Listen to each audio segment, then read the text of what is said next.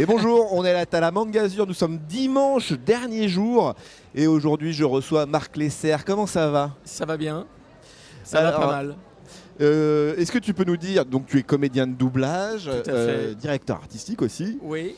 Est-ce que tu peux nous dire un peu qui tu es plus en profondeur et qu'est-ce qui t'amène aussi à la Mangazur aujourd'hui? Donc, je suis comédien, je suis surtout connu pour ce que j'ai fait dans le doublage. Ça fait pas mal d'années que je fais ça, puisque j'ai démarré en 1996. Voilà, vous n'étiez pas né. J'ai démarré le doublage. En fait, ma mère était artiste et j'allais dans une école, l'école des enfants du spectacle. J'étais surtout au conservatoire de musique, moi, parce que je suis musicien aussi. Et dans l'école où j'étais, les horaires étaient aménagés pour nous permettre de prendre des cours. Et il y avait des castings, parce qu'il y a eu beaucoup de jeunes comédiens. Et j'ai commencé à faire des castings, j'ai commencé à tourner. Je faisais partie d'une troupe de théâtre aussi d'enfants qui jouaient pour des enfants. Et un jour, Disney cherchait des voix pour un doublage. Je suis allé faire l'essai. Je ne savais pas du tout ce que c'était du doublage. J'avais donc 7-8 ans. Et j'arrive et c'est 3 petits chats, si tu vois où je veux en venir. Et j'ai été pris pour faire le petit chat Berlioz dans Les Aristochats. Et c'est le tout premier doublage. Donc ça a commencé comme ça. D'accord. Donc il y a très longtemps que je fais ça. Et puis après, il y a eu toute la période Dorothée où on a doublé un tas de séries.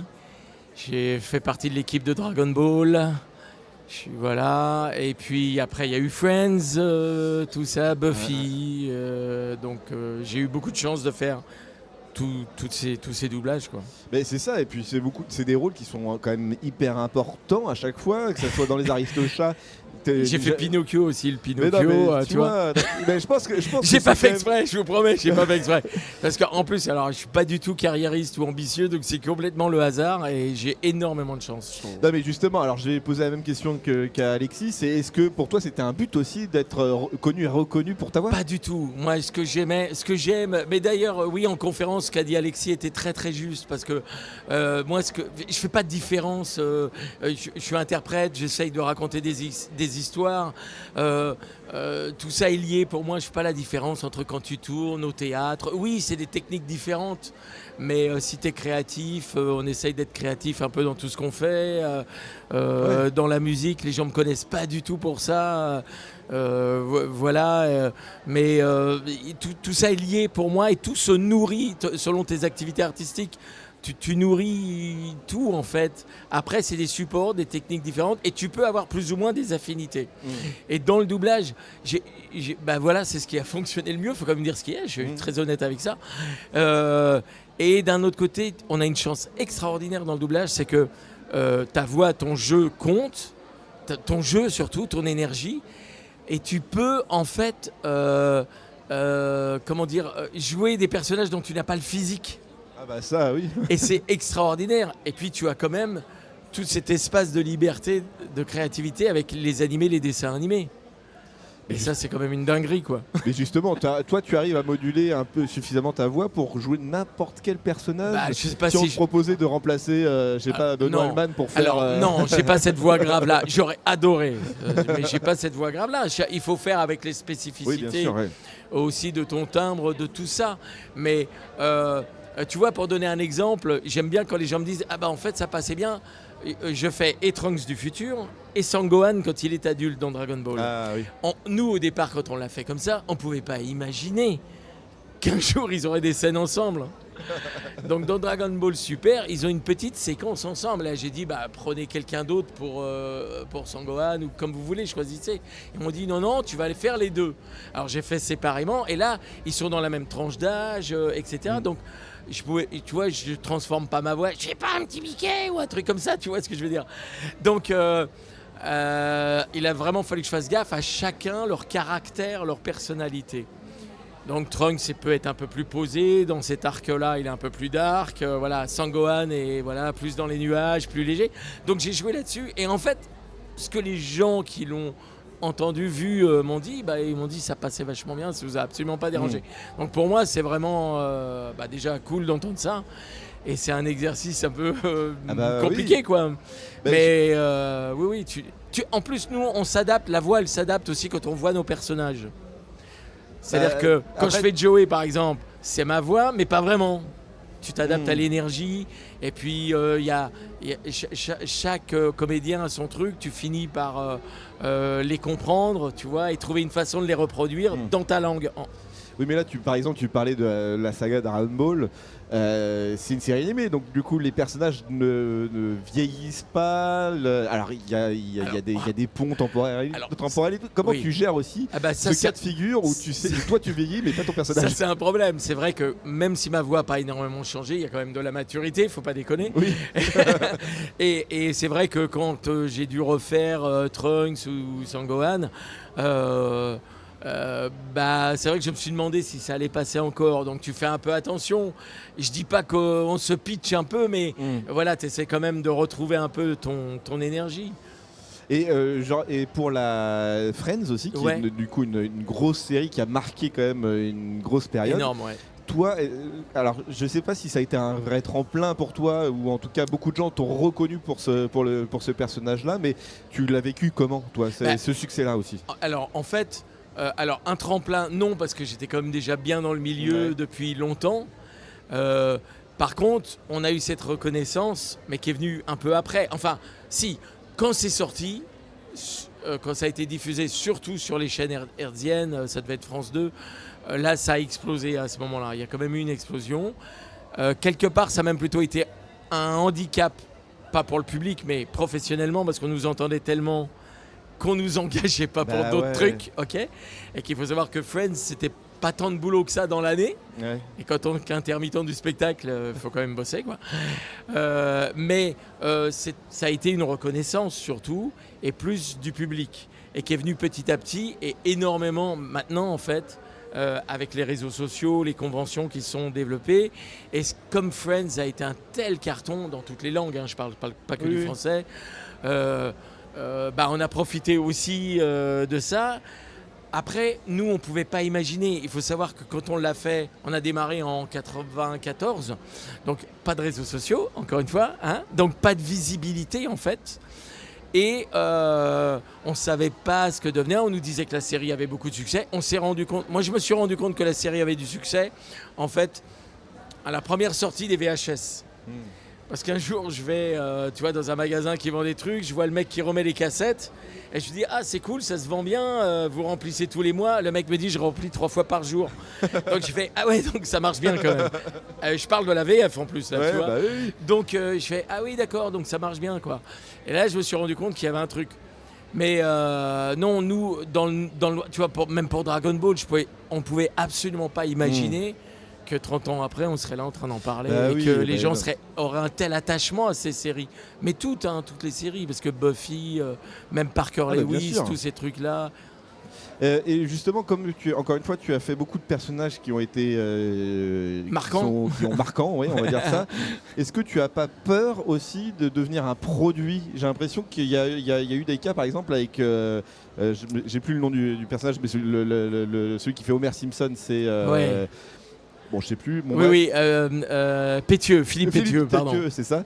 Où justement, ils ont utilisé sa voix pour honnêtement, faire je crois pas avoir fait quelque chose d'aussi marquant que ça. Non. Peut-être, mais alors, je pense que lui, il transforme vraiment sa voix. Donc, il y a en plus une sorte d'identité vocale qui est très très forte. Mais en vrai, il a fait plein d'autres trucs super. Mais bien sûr. Mais les gens s'en rendent moins compte. Et ils ont été très exposés, tous les deux d'ailleurs, avec Véronique Augereau, par rapport à ça.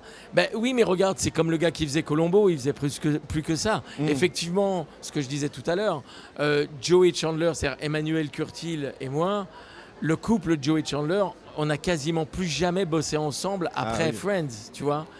Le seul truc qu'on a fait, on nous a appelés pour faire des pubs. Les gens nous mettaient ensemble pour faire des pubs. Donc c'était un peu frustrant parce qu'on adore bosser ensemble. Mais c'est vrai que tout d'un coup, ça représente une certaine identité. Mais même pour les gens du métier, je parle, tu vois. Et qu'ils veulent plus te mettre ensemble parce que... C'est vrai que ça pourrait gêner peut-être les gens qui regardent. Non, mais c'est surtout que j'ai eu l'impression à un moment donné qu'il y a eu un comeback. Je vais encore reprendre l'exemple de Friends parce que c'est celui que je maîtrise le mieux, on va dire. mais comme tu sais, il y a eu la réunification de Friends. Bien sûr. Ça aurait pu se dire, bah tiens, pour promouvoir ce programme-là, peut-être qu'on va refaire parler les voix françaises pour. Ouais, pour en fait, on n'a pas accepté arrêté de faire tu vois, d'autres choses. C'est vrai que ça a pris une place énorme dans nos vies et c'est génial. Mais non, ça nous a pas. Après, oui, c'est normal. Dans notre vie, de toute façon, d'artiste, d'intermittent, t'as des hauts, des bas, t'as des moments où tu bosses moins. Voilà, maintenant, je fais partie un peu des vieux quand même. Ça fait un bout de temps que je fais ça. Il en faut des vieux. Il en faut, mais je l'assume très bien, hein, ça me va très bien. Et oui, je bosse moins, mais c'est aussi par choix. J'ai envie de faire les choses qui me font plaisir, de bosser avec les gens que j'aime. C'est un luxe, hein, mais c'est ça aussi. C'est vrai qu'il faut faire attention à l'usure de ta voix et que si on t'a beaucoup entendu, écouté, faut gérer un petit peu ça. Ouais, donc oui, il y a des fois, t'as moins de boulot. Et tu parlais de la musique, Patch aussi par exemple me parlait qu'il faisait de la musique lui aussi. Il était batteur au départ, je crois. Et il a un projet de musique un peu actif là en ce moment. Est-ce que pour toi la musique et la voix, parce que tu t'es spécialisé un peu là-dessus, est-ce que c'est deux matières qui s'assemblent? Est-ce que l'un peut améliorer l'autre? Moi, encore une fois, je fais pas vraiment de différence. Il y a des moments où j'ai fait de la musique, j'ai écrit des chansons, je chante. Voilà, il s'est passé plein de trucs dans ce domaine-là. Au départ, j'étais d'ailleurs plutôt chanteur. Ça m'a servi d'ailleurs dans le doublage. Buffy, quand on a fait l'épisode chanté, c'est moi qui chante. Ou quand j'ai repris le rôle de Timon dans Timon et Pumba dans la série, j'ai chanté quand il fallait, quoi.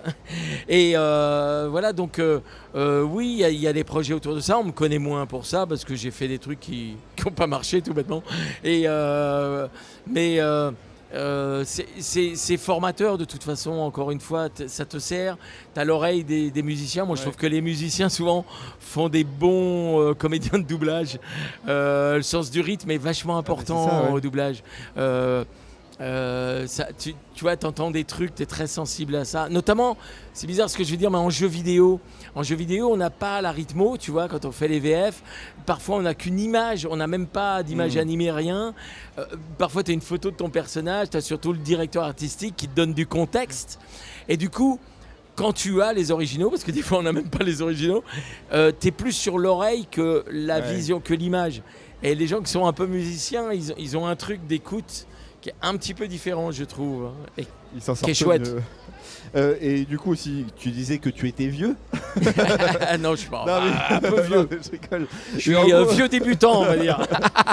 Non, mais du coup, tu as vécu aussi, alors pas les origines de la version française, mais une période où la version française n'était pas, ou en tout cas être comédien qui faisait du doublage n'était pas hyper reconnu. Est-ce que tu vois une évolution sur la valorisation de la voix française? Je vois une évolution. Alors, ça a toujours été un peu ambigu. Oui, moi j'ai commencé, enfin on était encore, je vais pas, pas trop long, mais on bossait encore à la boucle, ce qu'on appelle. C'est-à-dire qu'on bossait vraiment sur la pellicule Cinoche qui était projetée.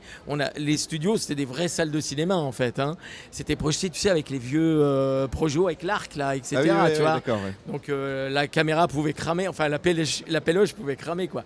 Donc voilà, c'était artisanal à soi, on allait beaucoup moins vite. Ok. On avait beaucoup plus de temps pour faire un film et il y avait très peu de séries, tu vois, un petit peu mais pas trop. Et l'évolution, alors c'est un métier qui a toujours été impacté par les évolutions technologiques. Ok, donc il y a eu la pellicule, machin. Après il y a eu la vidéo, ce qui a changé énormément de choses.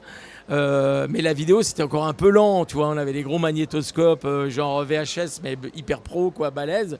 Mais ça mettait encore du temps pour avancer, reculer, donc on travaillait dans la chronologie des films ou des séries, tout ça. Et puis après ça a été numérisé, donc là ça allait beaucoup plus vite, ça a commencé à accélérer. Donc la différence, elle est, malheureusement on a moins de temps maintenant. Ah oui, c'est ça. Moi j'ai connu un peu un artisanat. C'est devenu une industrie quand même, quand tu vois toutes les plateformes, tout ce qui est produit, tout ce qui est diffusé. Voilà, donc on a moins de temps, sauf pour les très grosses prods. Et encore. Et ça, c'est une des grosses différences actuelles. Et justement, avec ta casquette de directeur artistique, est-ce que tu as aussi, toi, le pouvoir de se dire bah non en fait là j'aurais pas le temps de tout faire. J'ai dirigé un petit peu de doublage, mais j'ai surtout dirigé beaucoup de jeux vidéo. Ouais. Mais en tant que directeur artistique, ils ont actuellement, moi j'ai arrêté, ils ont actuellement énormément de pression. Et c'est un peu la baston tout le temps sur effectivement ce que tu dis, le temps que tu arrives à obtenir pour un film. Hein. Parce que des fois, les films ont l'air un peu simples, machin. Et puis, par exemple, si tu as beaucoup de jeunes enfants, que c'est des vrais enfants, bah, ça prend un peu plus de temps. Des fois, ils te disent « Oh, il y a peu de personnages, ça va être bien. » Ouais, mais ils n'arrêtent pas de parler, c'est compliqué. Ou alors, quand il y a des effets spéciaux, il faut être très méfiant parce que tu es obligé de séparer tout le monde sur des pistes différentes. Ah ouais. Donc, mine de rien, tu reviens genre 4 fois sur les mêmes scènes. Bah, ça prend du temps. Tu vois, donc ils sont un peu, souvent ils sont en train de batailler pour obtenir un peu plus de temps. Et justement, alors comment dire, je dis la mouvance, mais c'est pas du tout une mouvance, mais le touche pas à ma VF. Est-ce que, alors c'est un rapport avec l'IA. L'IA est hyper présent encore aujourd'hui et risque de foutre un peu la merde, mais du coup, toi tu fais partie de cette mouvance-là, je suppose, oui, de toute façon. Et pour toi, c'est quoi la solution au problème de l'IA? La solution, alors c'est compliqué franchement, c'est et ça. puis on est un peu en première ligne, c'est-à-dire tout le monde, professionnellement, même dans d'autres domaines que les domaines artistiques, n'a pas encore pris conscience de ce que l'IA pouvait changer, parce que c'est tout début. Mais nous, on est impacté finalement assez tôt, je dirais, dans l'arrivée de l'IA, du fait de la spécificité de ce qu'on fait. L'IA, le problème, c'est qu'il faut que ça reste un outil. Je veux dire, je suis un vieux geek en fait, donc c'est passionnant, je trouve. Mais il faut que ça reste un outil. Il faut que ça fasse des choses qu'on n'aime pas faire. Oui, mais on aime bien faire du doublage. On n'a pas envie que ça fasse du doublage à notre place, ok? Et puis il y a aussi autre chose, c'est que, d'ailleurs ça fait le lien avec ta question d'avant. Nous, on s'est toujours battus, directeur artistique, comédien, etc., pour garder la part vraiment artistique du doublage au milieu de cette industrie. Et l'IA peut faire exploser ça. La partie humaine, la partie créative, la partie artistique de notre métier, on y tient énormément. On s'est toujours battu pour ça. Donc, il ne faut pas que l'IA balaye tout ça. Et le seul moyen, c'est de légiférer. Mais là, on est dans déjà faire prendre conscience aux gens dont on dépend, comment je pourrais dire, officiellement parlant, tu vois, ministre de la Culture, tout ça, qu'il y a un vrai problème. Mais oui, mais du coup, c'est ça que en fait, je pose cette question à tous les comédiens de doublage qui sont activement, qui suivent activement le mouvement, et parce que du coup, moi, de ce que j'ai compris, la voix est quand même protégée. Ta voix, que ce soit pour pour un personnage ou que ta voix en tant que comédien est protégée, mais le but du jeu, c'est que la juridiction fasse en sorte que l'IA ne doit pas être utilisée, ou c'est de dire aux industriels ou aux boîtes de prod de dire non, il y a plusieurs solutions en fait qui vont se présenter, mais l'idée est de dire déjà, oui bien sûr que ma voix est protégée, mais t'imagines, alors ça fait des années donc j'ai dit que je fais ça, comment je fais pour savoir quand ma voix a été utilisée? Ah bah ça oui, ok. C'est impossible pour moi. Ça devient un boulot. Il faut que j'engage des gens pour voir, ah bah là, je reconnais, c'est une intonation à Marco. Tu vois, c'est impossible en fait. Donc l'idée est de trouver une façon globale de protéger tout le monde, sans non plus bloquer des évolutions. Mais voilà, donc il faut légiférer. La bonne solution, honnêtement, je la connais pas. Personne la connaît. On tâtonne aussi, tu vois. Mais je pense que c'est très très important parce que nous on est un peu en avant à cause de nos voix, on nous entend, mais il faut savoir que c'est aussi les gens qui mixent, les gens qui enregistrent, les gens qui écrivent nos textes, les gens qui détectent, c'est plein de savoir-faire, et laisser l'IA s'accaparer tout ça, c'est aussi perdre beaucoup de savoir-faire. Ah bah bien sûr. Et peut-être qu'on ne sera pas remplacé pour faire les choses un peu plus prestigieuses, les trucs où on a besoin de gens qui ont de l'expérience. Le problème, c'est que cette expérience, comment est-ce que tu peux l'acquérir? C'est en faisant des petits trucs, parfois un peu nazes. Ah bah bien sûr. Et c'est comme ça que tu finis par avoir de l'expérience et pouvoir faire des choses plus belles, quoi, et plus difficiles. On va voir comment ça va évoluer, mais c'est vrai que c'est un peu... Honnêtement, on sait pas en fait. Encore une fois, on tâtonne là-dessus. Non, mais c'est ça, mais justement, je comprends l'intérêt de Touche pas à ma VF, mais je comprends pas le but encore. Mais je pense que c'est. En fait, je suis pas le public parce que moi je soutiens, comme tout le monde soutient la VF. Bien sûr. Mais je pense que c'est plus encore une fois, les boîtes de prod ou les distributeurs qui se disent. C'est plutôt les distributeurs et les producteurs, parce que les boîtes, par exemple, qui nous engagent directement, sont en fait des prestataires de services. Et eux, ils sont un peu coincés entre nous. Ils ont un budget. Puis les autres, quoi. Imagine le distributeur te dit j'ai, je sais pas moi, 10 000 balles pour faire la VF. Ouais. Mais tu sais que ça va te coûter 20 000 balles pour les comédiens ou toute l'équipe technique. Tu te dis, forcément, je vais économiser quelque part. Oui, bien sûr. Non, mais tu sais, le problème de l'IA, c'est aussi que c'est toujours. Alors, on a déjà connu ça, en fait, parce que, encore une fois, on a toujours été impacté par les évolutions technologiques dans le métier de l'audiovisuel, de toute façon. Donc, ils ont eu leur truc à un moment avec la numérisation, c'était aller plus vite. Mais il y a un moment, tu n'es plus dans le jeu, tu es dans le savoir-faire. Ça peut être sympa et ça passe. Mais enfin, voilà, il y a aussi des limites là-dessus. Et l'IA, c'est un peu toujours les mêmes qui veulent essayer de gratter dessous pour aller plus vite et tout ça. Mais si tu veux garder une certaine qualité, il faut aussi mettre les moyens. Y a pas de, tu peux pas y échapper. Ouais, non, mais c'est sûr. On va voir. Je pense qu'il y a encore des boîtes genre Disney qui sont prêts à garder un peu la VF, mais il y en a d'autres, je pense, qui s'en battent les couilles. Mais en vrai, ça va prendre son temps. Là où c'est quand même grave, c'est aussi en jeu vidéo où c'est un peu plus facile et où on a moins à la main. C'est plus international en plus, tu vois. Et c'est plus compliqué de suivre. Bah oui, en plus, on a une belle industrie du jeu vidéo en France. Donc ils devraient foutre de la thune et tout. Quoi. Mais quand tu parles aux gens qui créent, qui développent, qui sont un peu dans le cœur du métier, quel que soit le support, ils sont plutôt d'accord avec nous, même s'ils servent de l'IA pour certaines fonctions, tu vois. Mais franchement, que l'IA passe l'aspiro et fasse le ménage, nous on va dessiner, chanter, jouer la comédie, faire des beaux mixages, faire des beaux montages, tu vois ce que je veux dire ? Que l'IA serve à faire les trucs qu'on n'aime pas, quoi, en fait. Ah ben, de toute façon, je pense que. Tu sais, en fait, le truc, c'est qu'on est. Trier les fichiers dans les disques durs, par exemple, l'IA, c'est top pour ça, j'adore. Personne mais en même temps, sans l'IA, j'aurais pas entendu Johnny Hallyday chanter le générique de Pokémon. Oui, ok, alors. Et ça, c'est marrant. Je l'attendais. Mais voilà, c'est marrant. Mais il suffit qu'un autre gars dise en fait, je vais vendre l'album de Johnny qui joue. Non, mais c'est rigolo, mais tu sais, alors, pour rebondir sur ce que tu dis, nous, on s'est fait piller sur TikTok, machin, les gens qui nous faisaient dire des bêtises. Pour tacler les copains et tout. C'est marrant, ton tact. Ok, très bien. Quand même, j'aimerais pas qu'on me fasse dire des trucs que j'ai pas envie. Voilà. C'est le problème, Hein, et je peux pas tout surveiller. Et puis il faut un peu se responsabiliser. C'est marrant, mais c'est la porte ouverte à n'importe quoi. C'est ça, mais encore une fois, c'est Patch qui me disait que Philippe Pétieux lui a raconté une histoire comme quoi il a trouvé une vidéo de lui en train de dire des saloperies et tout, il n'y pouvait rien parce que là on en a trouvé en fait. C'est ça, il essayait de chercher l'origine du gars qui a posté ce truc là, mais c'est impossible, c'est Internet. Et puis tu as l'autre truc aussi, méfiez-vous des arnaques.